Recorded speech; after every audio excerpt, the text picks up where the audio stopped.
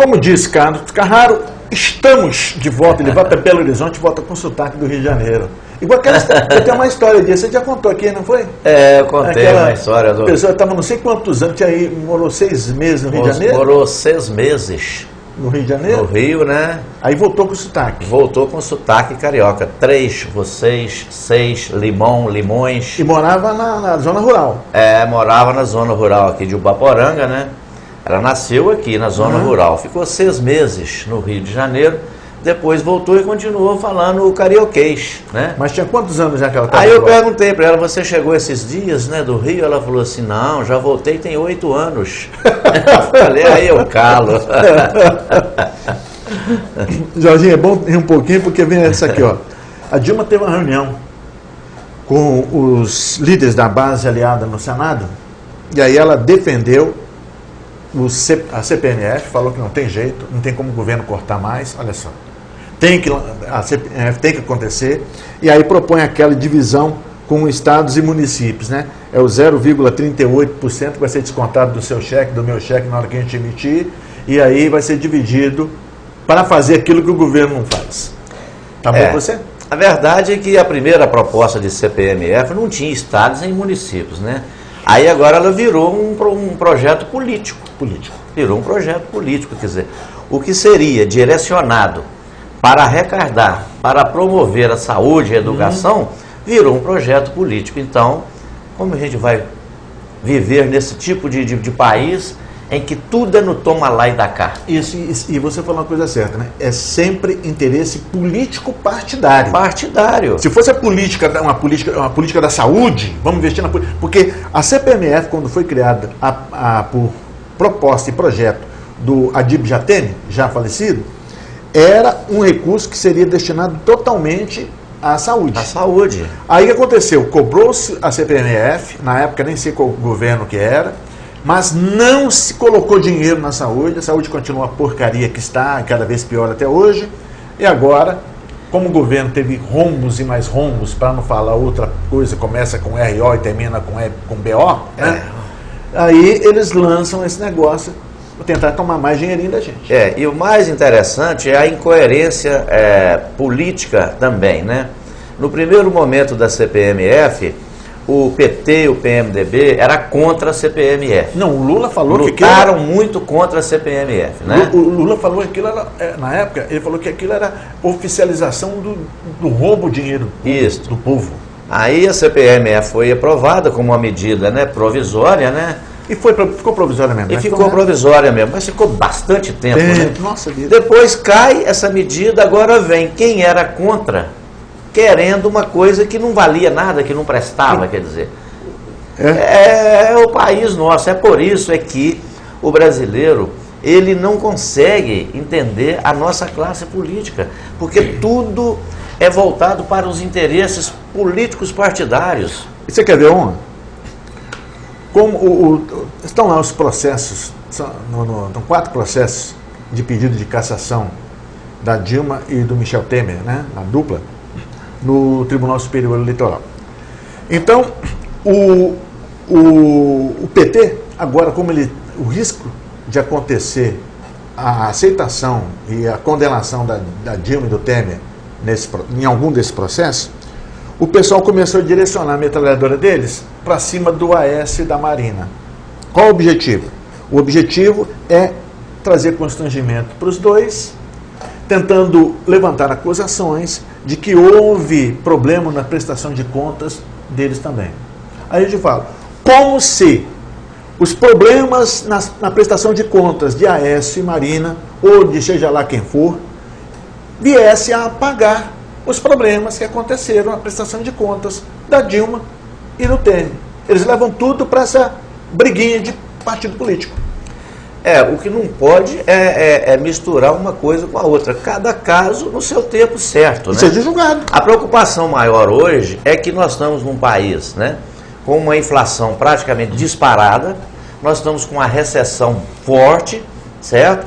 Nós não temos segurança, nós não temos saúde, muito menos educação. Essa que é a preocupação maior. O projeto Pátria Educadora foi apenas um palanque, que não tem nada de, muito pelo contrário, só piorou. Na prática não aconteceu nada.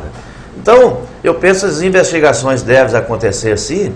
Agora, o foco maior é o nosso país. Agora, o que fizeram, no meu entendimento, causou esse desconforto todo para o governo, foi justamente a questão moral.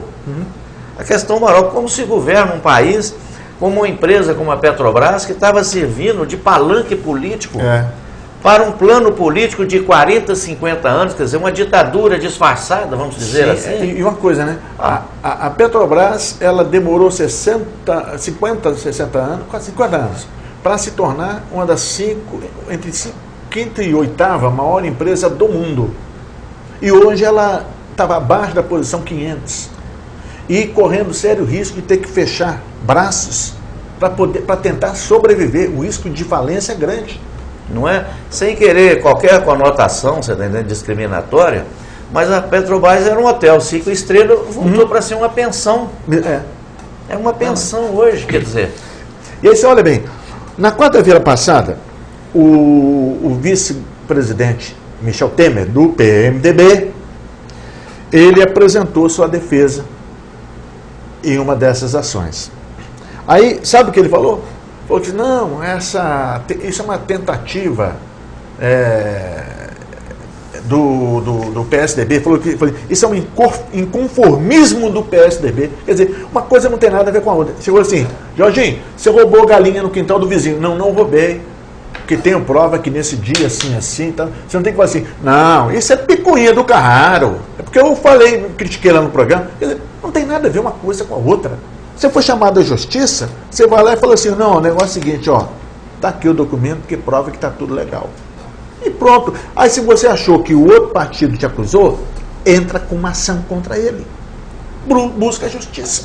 Agora fica essa briguinha, como se o Brasil fosse solucionado, se decidisse quem ganhou a briga, foi o PT ou foi o PSDB. Aí resolveu todo o problema da população. Acabou a inflação, vem emprego, brincadeira, né? E também é o seguinte, né, Edilson? O papel da oposição não é ficar elogiando e nem passando a mão em quem está governando. O papel da oposição é cair para cima mesmo. Contra erros. Agora, se há exageros, é isso que você diz. Vai lá, contradiz, aciona a justiça, prova o contrário, aciona a justiça, né, e desmoraliza o outro. Então, o cara, ele é pessoa pública, mas ele não aceita ser investigado. É a situação do nosso ex-presidente Lula. Ele acha que está cometendo uma injustiça com ele. Poxa, ele é um homem que governou o país por 8 anos, é uma pessoa pública. Qualquer tipo de indício que houver, há de se fazer as investigações e ele é obrigado a facilitar.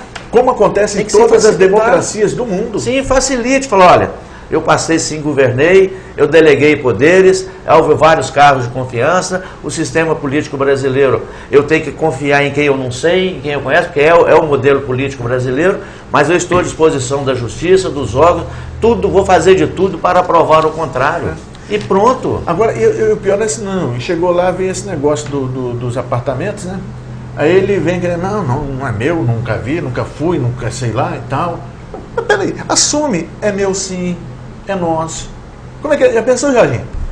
Tá, o Roberto Abdala tá lá com o pedaço dele. Eu e você, todo final de semana, nós estamos lá tomando cerveja lá e usando a casa. Aí você fala assim, não vamos poder fazer a reforma, porque eu não gostei disso aqui não.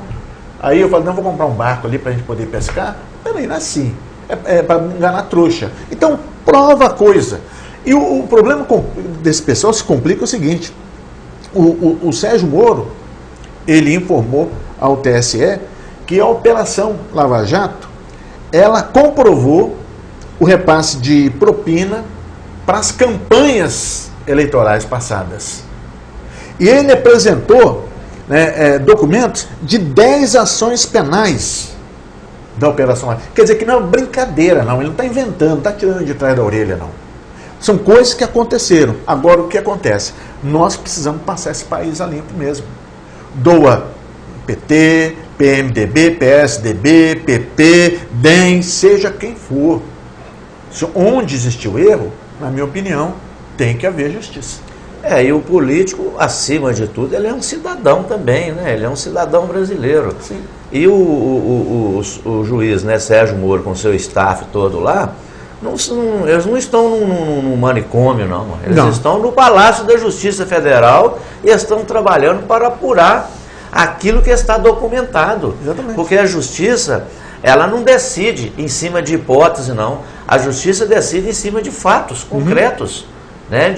Com provas cabais, com tudo documentado. Então, o juiz não é louco, não. Ele está fazendo o que tem que ser feito. E olha bem, segundo o colunista Lauro Jardim, do Globo, ele diz o seguinte, que o pessoal do Planalto está em pânico com o que vai acontecer na delação dos executivos da Andrade Gutierrez.